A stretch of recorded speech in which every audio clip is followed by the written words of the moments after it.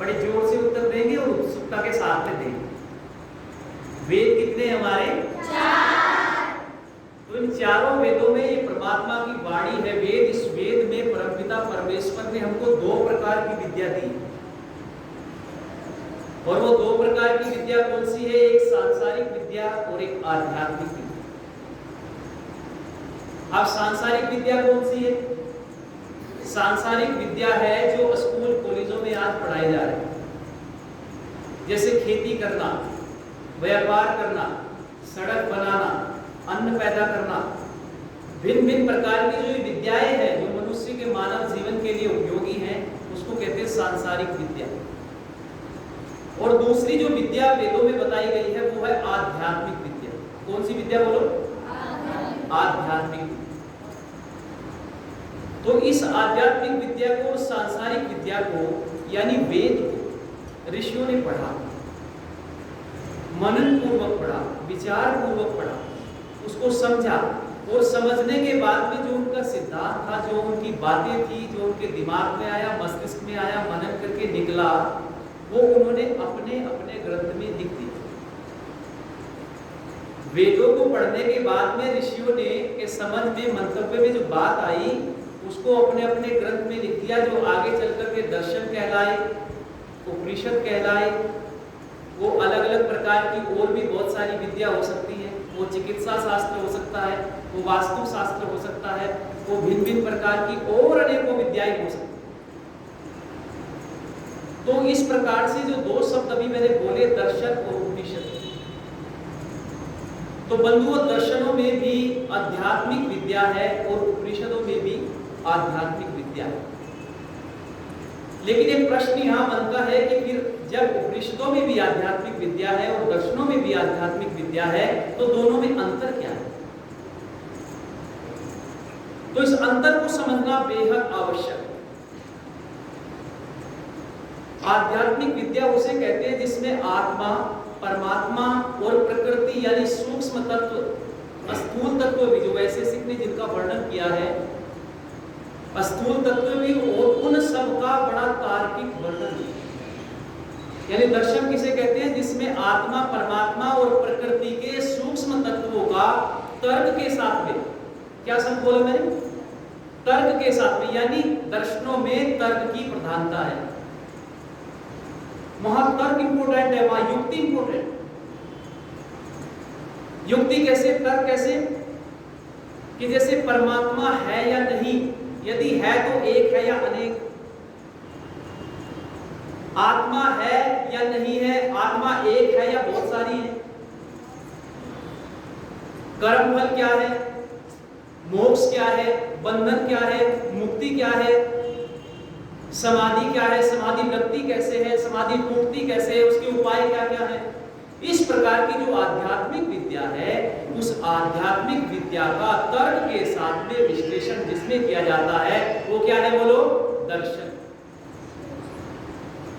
यानी एक मोटी सी भाषा में हम कह सकते हैं कि जहां बाल की खाल उतारी जाती हो वो है दर्शन शास्त्र। और जब इसी विद्या को, आध्यात्मिक विद्या को श्रद्धा प्रधान ढंग से बताया जाए वो है उपनिषद। तो अंतर समझ में आया? यानी दर्शन उसे कहते हैं जहां इन तत्वों की, आत्मा, परमात्मा और प्रकृति जैसे सूक्ष्म तत्वों का तर्क के साथ में विश्लेषण किया जाए, जहां तर्क की प्रधानता हो वहां है दर्शन शास्त्र। और जहां पर यही विद्या श्रद्धा प्रधान ढंग से बताई जाती है उसको क्या कहते हैं? बोलो जरा एक बार, उपनिषद। क्या कहते हैं बच्चों? तो इस उपनिषद को आज हम समझने जा रहे हैं। वहां तर्क बहुत थोड़ा है लेकिन श्रद्धा ज्यादा प्रधान है। तो ये 11 उपनिषद हैं। इसमें ईश, केन, कट, प्रश्न, मुंडक, मांडुक्य, ऐत्रेय, तैत्तिरीय, छांदोग्य, बृहदारण्य और श्वेताश्वतर। तो इन 11 उपनिषदों के बारे में हम धीरे धीरे श्रृंखलाबद्ध पढ़ते जाएंगे। और इन 11 उपनिषदों को महर्षि देव दयानंद ने प्रमाणिक माना है। और एक उपनिषद को स्वामी दयानंद सरस्वती जी का भाष्य भी मिलता है, जो सबसे महत्वपूर्ण बात है। स्वामी दयानंद जी ने बहुत लिखने का, लेकिन उसमें उन्होंने उपनिषदों को भी पढ़ा और पढ़ने के बाद में जो यजुर्वेद का 40वां अध्याय है, उपनिषद में और यजुर्वेद के 40वें अध्याय में बहुत मामूली सा अंतर है, मात्र एक मंत्र का अंतर है। उपनिषद में एक मंत्र ज्यादा है, और नहीं तो जो का तो 40वां अध्याय ही ईशोपनिषद कहलाता है। और ये जो सारे उपनिषद है, इन उपनिषदों का मूल कौन सा उपनिषद है बच्चों? ईशोपनिषद। बोलो एक बार जोर से, ईशोपनिषद। तो ये ईशोपनिषद जो है, इस ईशोपनिषद को मूल माना है इन 11 के 11 आर्ष उपनिषदों का। अब मूल क्यों माना है? क्योंकि यजुर्वेद का 40वां अध्याय है, और यजुर्वेद एक वेद है, और वेद परमात्मा की वाणी है। वेद क्या है बोलो? परमात्मा की। तो हमें समझ में आया कि उपनिषद में और दर्शन में क्या अंतर है, ये आपने आज थोड़ा सा जान लिया है। अब हम आगे बढ़ते हैं कि वैदिक साहित्य को जब हम पढ़ते हैं तो उसमें उपनिषद का अर्थ क्या मिलता है। तो उपनिषद का अर्थ मिलता है उप, नी और सद। उप कहते हैं समीप, नी नितराम, और सद निरी विषण गत्या उषादनेसु। महर्षि पाणिनि के पास में जब हम जाते हैं तो वो कहते हैं सद निरी विषण गत्या उषादनेसु। इस धातु से, सद निरी धातु से सद शब्द सिद्ध होता है। सद माने होता है बैठना, यानी उसके समीप बैठना। उपनिषद, उसके लगातार समीप बैठना। प्रश्न पैदा हुआ किसके समीप बैठना? तो उत्तर मिला कि ब्रह्म के समीप बैठना। ब्रह्म के पास ले जाने की जो विद्या है उसका नाम क्या है बच्चों? उपनिषद। याद रहेगा। उप कहते हैं समीप, नी नितराम लगातार, और शदनिरी विषण गत्या उषादनेसु। सदनिरी में बैठना, यानी लगातार उसके पास बैठना। किसके पास बैठना? ब्रह्म के पास। ब्रह्म की तरफ जो ले जाती है विद्या, उसका नाम है उपनिषद। लेकिन जब उपनिषदों को पढ़ते हैं तो एक अर्थ और निकलता है। वैदिक साहित्य का जब अध्ययन करते हैं तो एक अर्थ और हमारे सामने निकल करके आता है, और वो क्या है? रहस्य की विद्या। उपनिषद को रहस्य भी कहा गया है, रहस्य की विद्या। अब वो रहस्य की विद्या कैसे बोली? लिखा हुआ है कि उपनिषद कृत्यगतः। कृत्यगतः मैंने बता करके चला गया, करके चला गया, यानी जो चीज बताना चाह रहा था उसके बारे में बताया तो, लेकिन एक सन से रखा और बता करके निकल गया। तो कहते हैं उपनिषद एक रहस्य की विद्या है। इसको गुप्त विद्या भी कहा गया है। क्या कहा गया? उपनिषद को दूसरा क्या निकल करके आया? गुप्त विद्या, रहस्य की विद्या। अब यहाँ एक सवाल बनता है कि उपनिषद को रहस्य की विद्या जानबूझ करके ऐसी अलंकारिक भाषा में लिखा गया, या ऐसा ही अर्थ उसका हुआ? जरा विचार करना, पकड़ना भी हमारा। ऋषियों ने अलंकारिक भाषा में उपनिषद लिखे, बड़ी गूढ़ भाषा में। जब आप आगे उपनिषदों को पढ़ोगे तो बहुत सारे ऐसे शब्द निकल करके आएंगे जिनका अर्थ बड़ा गूढ़ है, और अर्थ कुछ है और लोग उसका अर्थ कुछ लगा करके अलग अलग प्रकार की कथाएं प्रचलित कर लेते हैं जो बिल्कुल वेद विरुद्ध है। तो उस उपनिषद की गूढ़ विद्या को अलंकारिक भाषा में है, वो बहुत सारी भाषाएं उसमें अलंकार की हैं। और वो कैसी है? गुप्त क्यों कहा गया? उसको जानबूझ करके क्यों रखा ऋषियों ने? क्योंकि कोई उसका गलत प्रयोग ना करे, उपनिषद की विद्या का लोग गलत प्रयोग ना कर सके। जैसे आपने आर्मी में देखा होगा, एक विभाग होता है आर्मी में जिसको कहते हैं सिग्नल। अब उसमें सिग्नल में क्या होता है? सिग्नल वाले क्या करते हैं वो, कि वो जब भी कोई संकेत भेजना होता है तो गुप्त भाषा में भेजते हैं। एक कोड की भाषा होती है उनकी। क्यों? क्योंकि इस भाषा को हर कोई न जान ले। यदि हर कोई जान लेगा तो सिक्योरिटी क्या रहेगी? तो सिक्योरिटी बनाने के लिए एक गूढ़ भाषा का, एक गुप्त भाषा का प्रयोग किया गया। ऐसे ऋषियों ने उपनिषदों को लिखा। लिखने के लिए इसमें अलंकारिक और गूढ़ शब्दों का प्रयोग किया ताकि हर कोई इसको जान करके इसका दुरुपयोग पात्र को मिले। लेकिन आज लोग क्या कर रहे हैं, आज इसका दुरुपयोग हो रहा है। बस थोड़ा सा शास्त्र इधर उधर से पढ़ा, हल्का सा बोलना सीख लिया और आकर के सीधे इसका दुरुपयोग लोगों को बेवकूफ बनाना शुरू कर दिया, जो आज कर रहे हैं आज बहुत सारे लोग। और फिर करते करते भ्रष्टाचार भी करते हैं और फिर पकड़े भी जाते हैं, कुछ तो जेलों में भी बंद है। तो कारण ये बिना उपनिषद को पढ़ने के लिए आप लोगों को उसका पात्र बनना पड़ेगा। ऋषि कह रहे हैं कि उपनिषद को यदि जानना चाहते हो, समझना चाहते हो, तो उसके लिए पात्रता बहुत जरूरी है। और पात्रता कैसे बनेगी, यम नियम का पालन करना पड़ेगा, संध्या उपासना को नियत करना पड़ेगा, किसी योग्य गुरु के संरक्षण में, आचार्य के संरक्षण में जाकर के एक सही दिनचर्या में उपनिषद आदि शास्त्रों का अध्ययन करना पड़ेगा।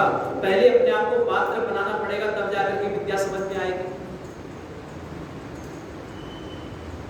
तो हमारी समझ में आया कि उपनिषद के दो अर्थ हुए। बात को पकड़ते जाना, थोड़ी सी क्लिष्टता है लेकिन समझ में आ जाएगी।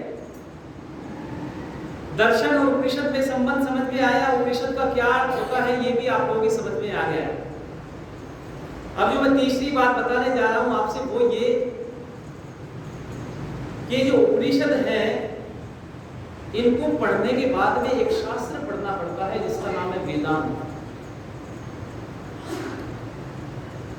अब वेदांत को क्यों पढ़ना पड़ता है, उपनिषद के साथ में वेदांत का क्या संबंध है, वेदांत दर्शन का महर्षि बादरायण ने लिखा है।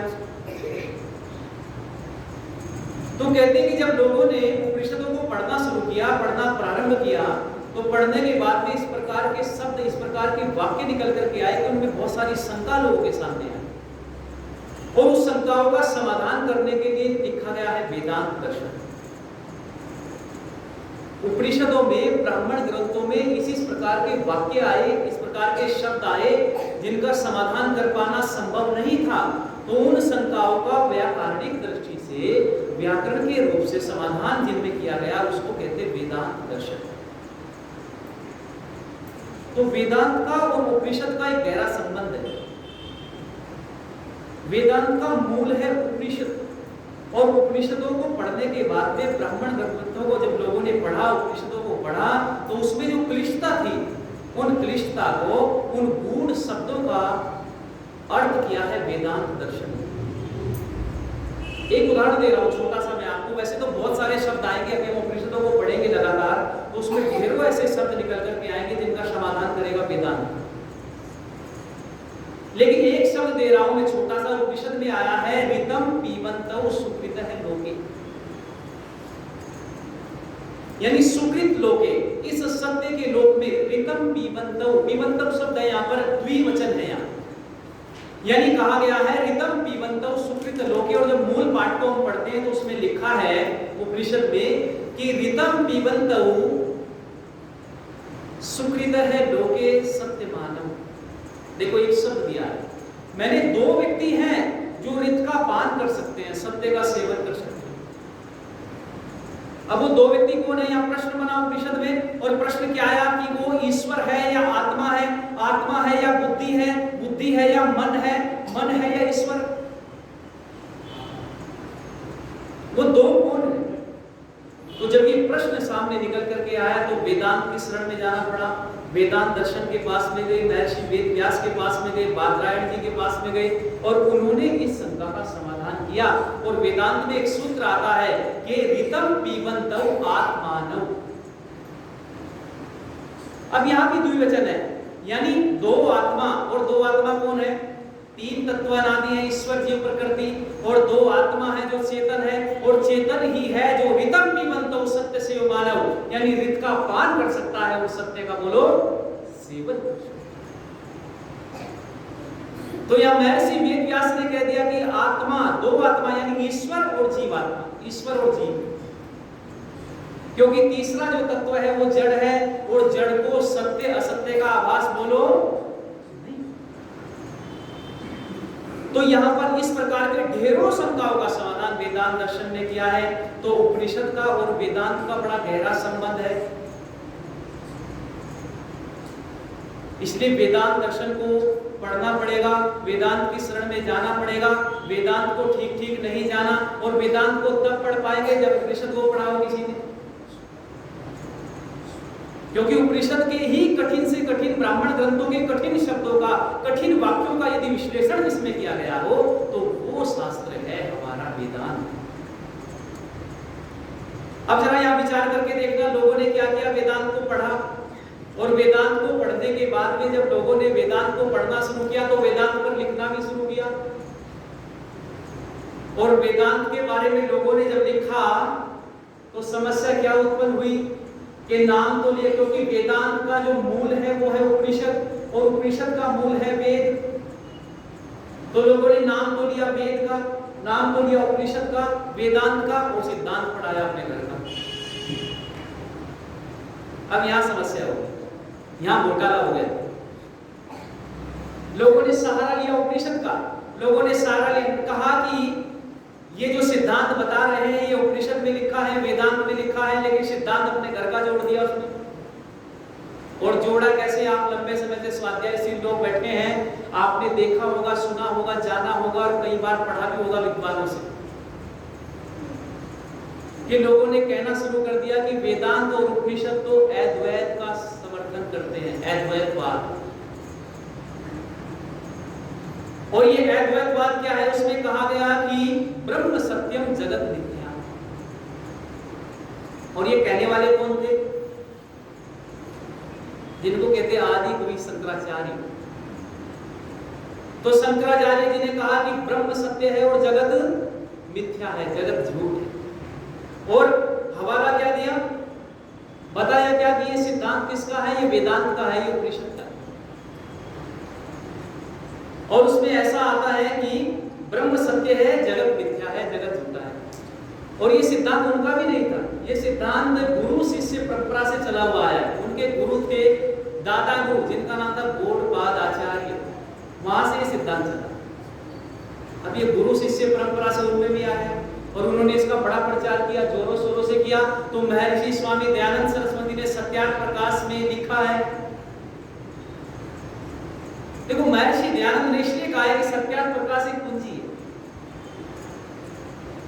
क्योंकि स्वामी दयानंद सरस्वती ने जहां पर सत्य का प्रकाश करना था, जहां असत्य पर कुठाराघात करना था, वहां भले ही एक वाक्य लिखा हो, लेकिन लिखा जरूर है। जब ये अद्वैतवाद का प्रचार प्रसार चल रहा था उस समय स्वामी दयानंद सरस्वती ने जब देखा और पढ़ा और पढ़ने के बाद में विचार किया तो उन्होंने लिखा, उन्होंने कहा कि ये इस प्रकार के सिद्धांत का प्रचार क्यों हुआ, कारण क्या हुआ। अब वो कारण जान लो जरा। उन्होंने क्यों कहना पड़ा कि ब्रह्म सत्यम जगत मिथ्या? क्योंकि उस समय में जैनियों का बड़ा वर्चस्व था, और जैनियों का इतना वर्चस्व था, और जैनी लोग जो है वो ब्रह्म को मानते नहीं, वो केवल जीव और प्रकृति को मानते। अब उधर जैनी और बौद्धिस्ट चिल्ला चिल्ला करके कह रहे थे कि केवल जीव है और प्रकृति है, ब्रह्म नाम की कोई सत्ता नहीं है। और उधर उसी बात के विपरीत में स्वामी शंकराचार्य जी ने कहा कि जीव और प्रकृति नाम की कोई चीज नहीं है, बस केवल खाली क्या है, बोलो। और जब ये बात स्वामी आदिशंकर शंकराचार्य चिल्ला चिल्ला करके कह रहे थे तो जब दो बातों में आपस में विचार चलता है, चर्चा चलती है, उधर स्वामी शंकराचार्य जी कह रहे थे कि केवल ब्रह्म है, उधर जैनी और बौद्धिस्ट कह रहे थे कि ब्रह्म नाम की कोई सत्ता नहीं है, जीव और प्रकृति। तब दोनों ने कहा कि आओ आमने सामने, और आमने सामने आ गए। और आमने सामने आकर के शास्त्रार्थ हुआ, बड़ा भारी शास्त्रार्थ हुआ था, पढ़ो इतिहास में लिखा। जैनियों के और स्वामी शंकराचार्य जी के बीच में शास्त्रार्थ हुआ। कहते स्वामी शंकराचार्य जी की तर्क विद्या बड़ी ऊंची, और उन्होंने अपने तर्क देकर के, युक्ति देकर के ये सिद्ध कर दिया कि खाली ब्रह्म है, संसार यानी प्रकृति और जीव। अब जब उन्होंने ब्रह्म सिद्ध कर दिया तो सिद्ध करने के बाद में अब लोग क्या करने लगे, वेदांती बन गए। और वेदांत का प्रचार खाली भारत में ही नहीं रहा, ये अमेरिका तक भी पहुंच गया। स्वामी शंकराचार्य के अनुयायी बनने लगे लोग, उनके शिष्य बनने लगे लोग।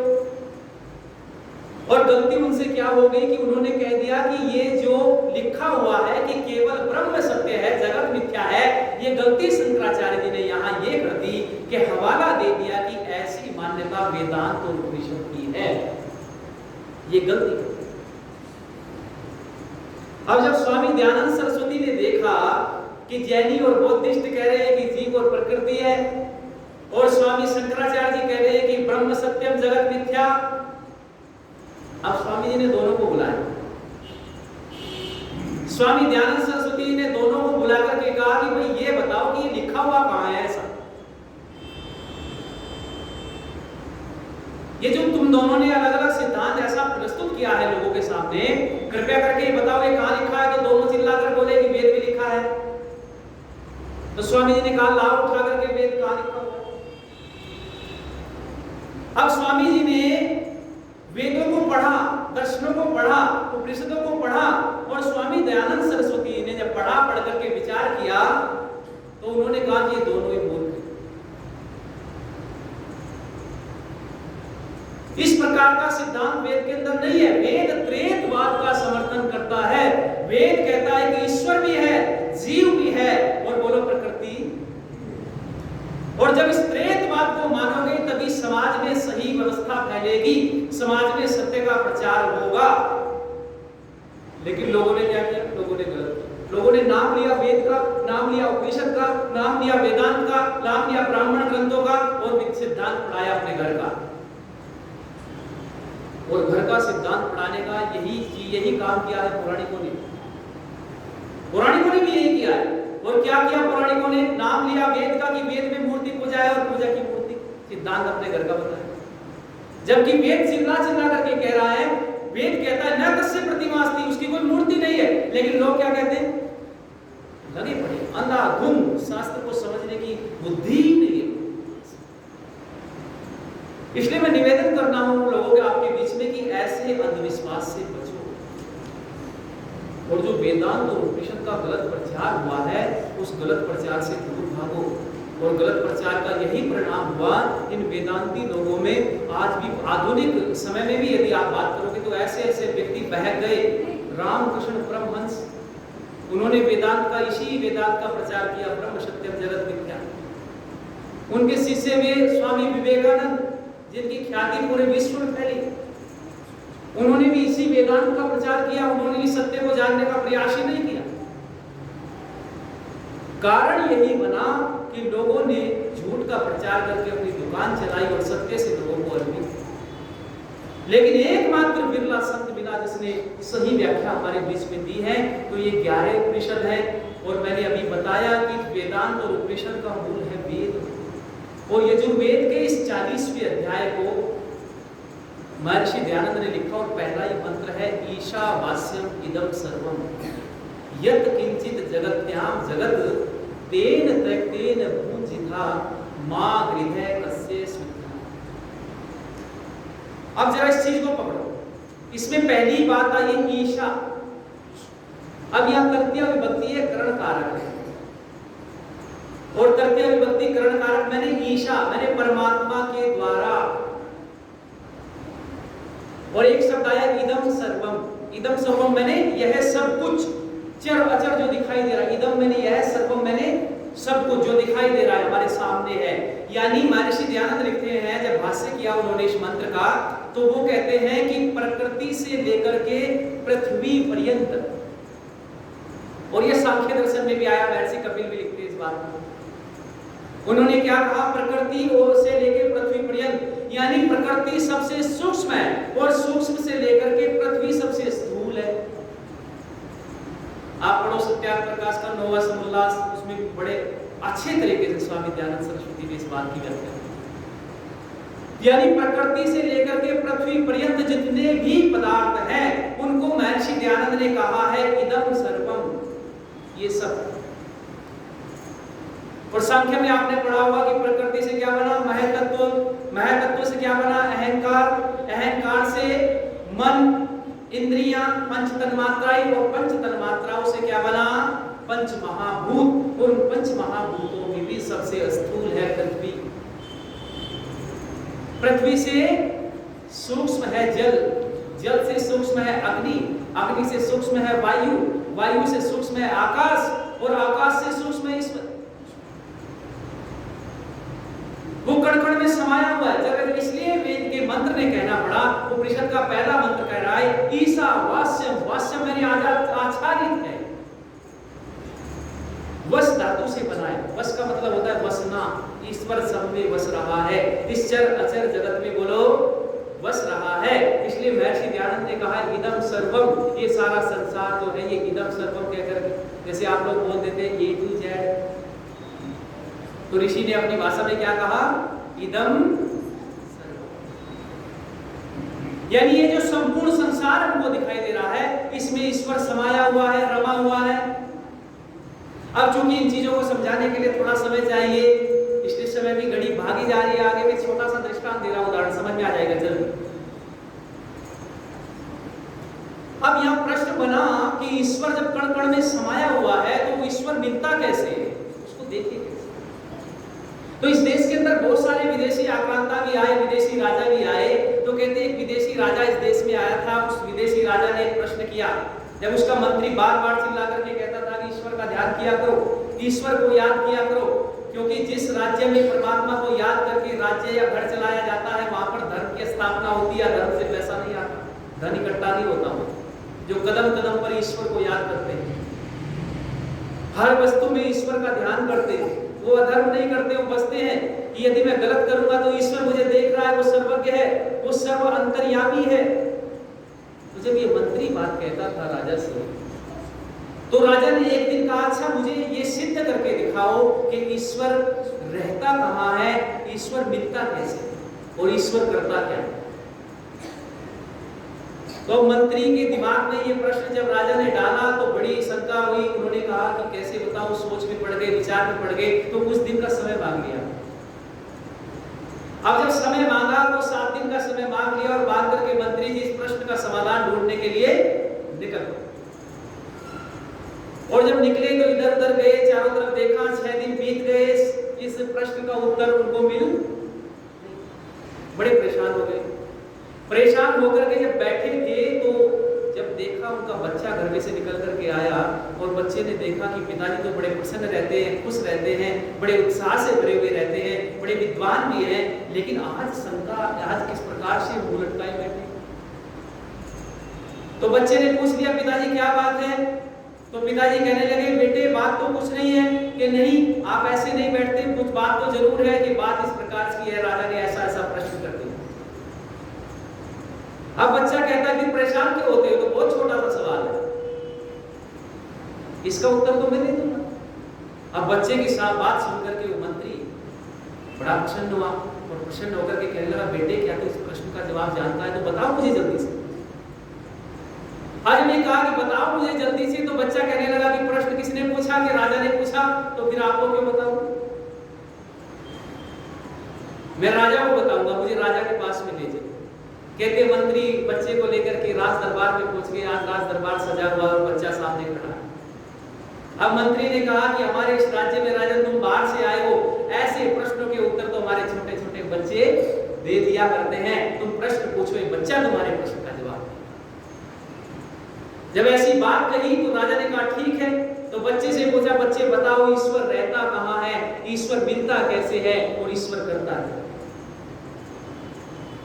अब बच्चे ने कहा कि राजन हमारे यहाँ एक परंपरा है अतिथि देवो भव, पहले अतिथि का सत्कार किया जाता है। मैं आपके दरबार पे आया हूँ, दरवाजे पर आया हूँ, आपने मुझे कोई अतिथि सत्कार मेरा नहीं किया और सीधा प्रश्न कर दिया। क्यों जी, यहाँ परंपरा है ना कि आ बैठ पी पानी और तीनों चीजें मोल देना।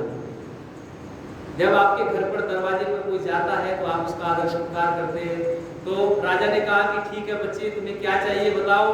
कि मैं तो छोटा सा बच्चा हूँ, मैं दूध चाहता हूँ, दूध पीता हूँ। तो राजा की यहाँ क्या कमी थी, उसने कहा एकदम दूध का कटोरा लाओ। अब दूध का कटोरा लाया, बच्चे के सामने ला करके भरी सभा में सब लोग बैठे हुए हैं, सारे मंत्रिमंडल बैठा। अब राजा ने कहा कि बच्चे ठीक है, दूध हाथ में दिया बच्चे की, और बच्चा दूध को कटोरे को हाथ में लेकर के उसमें उंगली डाल करके ऐसे घुमाने लगा। अब घुमाया जा रहा है, 1 मिनट तक घुमाया। अब राजा कहने लगा कि बच्चे तुम कर क्या रहे हो,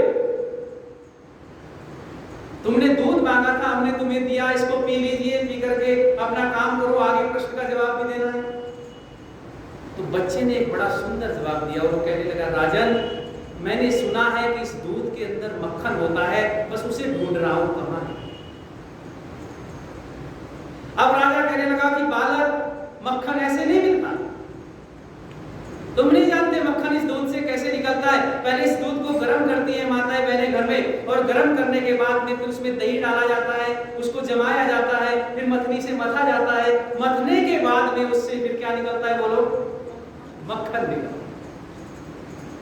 तो बस यहीं पर एकदम से बच्चा रुका और रुक करके कहने लगा, राजन मैंने तुम्हारे पहले 2 प्रश्नों का उत्तर तुम्हें दे दिया है। अब जरा उत्तर क्या दिया बच्चे ने, वो कहने लगा, जिस प्रकार से इस दूध में मक्खन है पर दिखाई नहीं दे रहा है, ऐसे ही परमपिता परमात्मा कण कण में जर्रे जर्रे में विद्यमान है। वो इन चक्षुओं का, इन इंद्रियों का विषय बोलो, इन इंद्रियों का विषय नहीं है परमात्मा, है जरूर कण कण में संसार में रमया हुआ है, जैसे दूध में मक्खन रमा हुआ है ऐसे ही वो परमात्मा कण कण में विद्यमान है, लेकिन ऐसे नहीं मिलता। मिलता कैसे है? तो कहते हैं कि इस मन को आत्मा रूपी दही डाल करके जमाओ और धारणा ध्यान समाधि की मथनी से बोलो मथो, और जब मथ दोगे तो ईश्वर साक्षात्कार हो जाए। बस बच्चे की ये बात सुननी थी, सुनकर के राजा हतभर हो गया और कहने लगा कि वाह, मेरे प्रश्नों का ठीक ठीक उत्तर तुमने दिया, लेकिन एक प्रश्न और बचा है। और वो प्रश्न क्या है कि ये करता क्या है? ईश्वर बोलो। तो शास्त्र कहते हैं कि ईश्वर करता क्या है? ईश्वर सृष्टि का निर्माण करता है, सृष्टि का निर्माण करके इस कण कण में जर्रे जर्रे में समाया हुआ है, इसका पालन करता है, सृष्टि का संहार करता है, जीवों के ठीक ठीक कर्मों का फल बोलो, जीवों के ठीक ठीक कर्मों का फल देता है। तो जब बच्चे ने ये कहा कि करता क्या है, तो बच्चा कहने लगा कि राजन तुम गुरु बनकर के प्रश्न पूछ रहे हो या शिष्य बनकर? तो राजा ने कहा कि प्रश्न गुरु बनकर के थोड़ा ही पूछे जाते हैं, प्रश्न तो शिष्य बनकर के पूछे जाते हैं। तो फिर शिष्य, एक सवाल मेरी समझ में नहीं आया। बच्चा कहता है कि गुरु नीचे खड़ा है और शिष्य ऊपर खड़ा है, अब ये कैसी विडंबना है। अब राजा ने सुना तो सुनकर के नीचे आ गया दौड़ा दौड़ा, और बच्चा कहां बिठा दिया? ऊपर बिठा दिया। अब बच्चा कहां पहुंच गया? ऊपर, और राजा कहां गया? नीचे। तो यहां पर सांकेतिक भाषा में दृष्टांत कह रहा है कि ध्यान रखिए, जिस प्रकार से ये कर्म व्यवस्था है, यदि कर्म आपके बढ़िया है, यदि ज्ञान सत्य आप